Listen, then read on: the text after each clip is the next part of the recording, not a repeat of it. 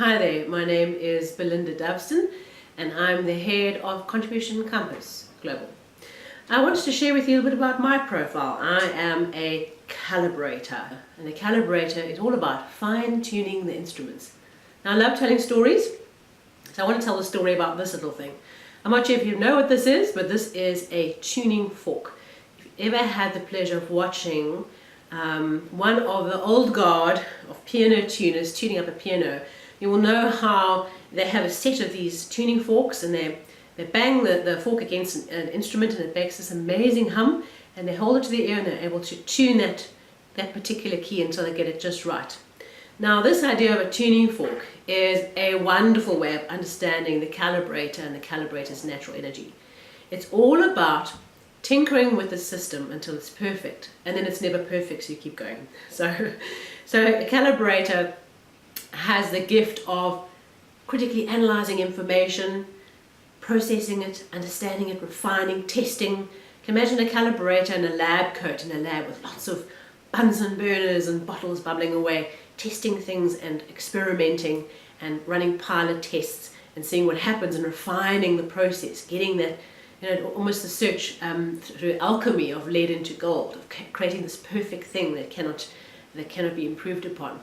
That's not reality. Reality is that things are never perfect, things evolve, things change, and so a calibrator can get really stuck if they keep on trying to improve a system when actually you need to move on to another system. The system is fine just as it is. When I say system, I don't mean an IT system, a computer system. I mean any kind of systemic structure, be that a business model, the way a company is structured or works. It could be a computer system, but it's a system of people, process, and resources that enable us to deliver what we need to do. So when we think about calibrator, and I think about my own career experience, I can share a very relevant example for you of this process. I went from university, I went straight into the information technology field, and just by absolute luck landed up doing a calibrated job of business analysis and systems development. And what was really interesting is that the work was so well suited to my natural energy. It felt like fun. It felt like I was in my flow, in my zone, and doing things that I was born to do. And then I went with a business partner and we started a business, a college.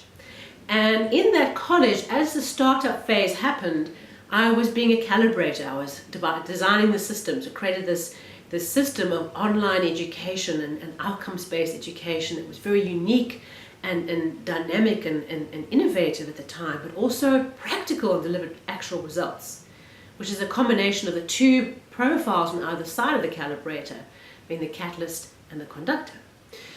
But what happened was, as the business evolved and we went out of the product design phase into growing the business through the market and through the team, suddenly I was, out of my comfort zone, wasn't where my natural energy was focused. So whenever we had a problem, I would go straight into calibrator mode and try and fix the system, as opposed to focusing on people and focusing on brand and focusing on market and marketing. So for me, there was a really big learning of when is the time to call it quits on the system and find another system to tinker and turn from lead into gold.